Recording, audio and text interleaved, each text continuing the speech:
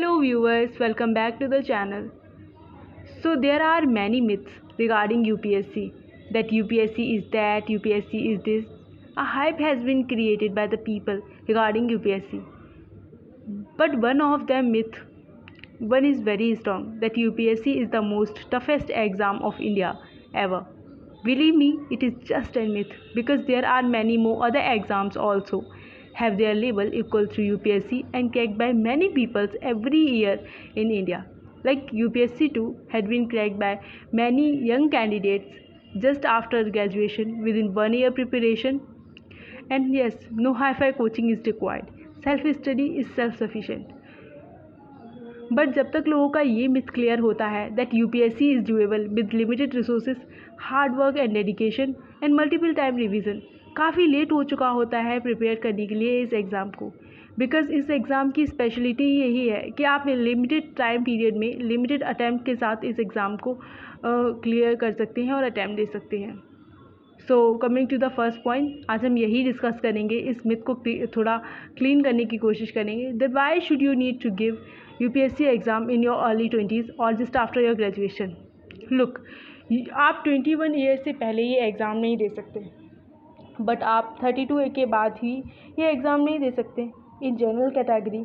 So from general categories example we can see that 21 से लेके 32 तक के एज लिमिट में ही आप ये एग्ज़ाम दे सकते हैं with limited 6 attempts, that's it. ऐसे ही एससी और एसटी के लिए भी क्राइटेरियाज हैं।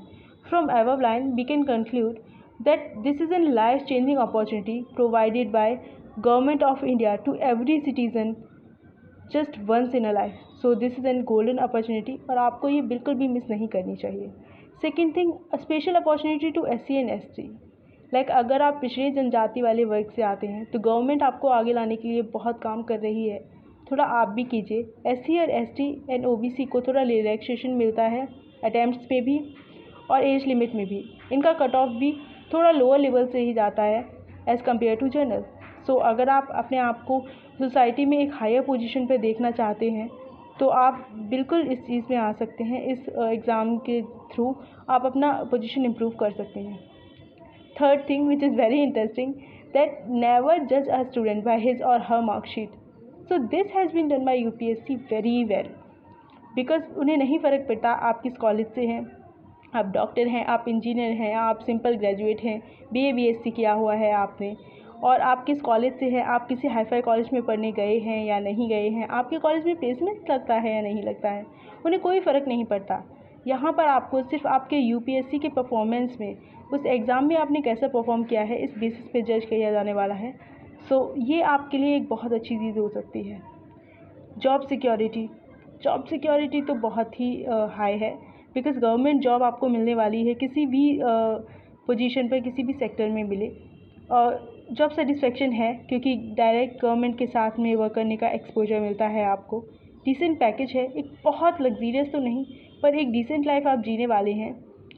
वैरायटी तो होती है, ऑल इंडिया लेवल एग्ज़ाम है तो वैरायटी तो होगी। ऑल इंडिया लेवल सर्विसेज में काम करने का मौका आपको मिलता है। Why important for young people? Look, young age में हमारे पास क्या होता है, हमारे पास लाखों रुपए नहीं होते किसी बिज़नेस में या किसी चीज़ में इन्वेस्ट करने के लिए, पर हमारे पास हार्डवर्क होता है, हमारे पास डेडिकेशन होता है, हमारे पास एनर्जी होती है बहुत सारी, और यही तो यूपीएससी को चाहिए है। लिमिटेड रिसोर्सेज में आप बहुत सारी मेहनत कीजिए, मल्टीपल टाइम रिवीजन कीजिए एंड क्रैक कीजिए इस एग्ज़ाम को। ओवरऑल पर्सनैलिटी डेवलपमेंट, अगर यूपीएससी एग्ज़ाम की जर्नी ही ऐसी है, आप दुनिया के बारे में जानते हैं, आप इंडिया के बारे में जानते हैं, आप करेंटली अपडेटेड रहते हैं साल 2 साल, जब तक आप प्रिपरेशन करते हैं आपको एक वाइडर एक्सपोजर मिलता है और आपको ये लाइफ लॉन्ग लेसन्स देके जाता है। ये जर्नी ही इतनी ब्यूटीफुल है, like once you will start you will never find it ending. So young candidates के लिए ये बहुत ही इंपॉर्टेंट हो जाता है, लाइक उनके लिए अपॉर्चुनिटीज़ बहुत सारी होती हैं। बोर्ड्स मेंबर देखते हैं ऐसे कैंडिडेट्स को जो यंग हैं, because young candidates are always be energetic and they will do government work very well. तो गवर्नमेंट का काम बहुत अच्छे से करेंगे, ये बोर्ड मेंबर्स को पता होता है। आपके लिए भी ये इंपॉर्टेंट है, बिकॉज ऐसा नहीं होगा कि आपका सिलेक्शन हुआ और जस्ट कुछ ईयर्स के बाद आपका रिटायरमेंट हो जाता है। प्रमोशंस बहुत होते हैं, लेवल्स बहुत सारे होते हैं सिविल सर्विसेज में, तो आपका प्रमोशन होना चाहिए।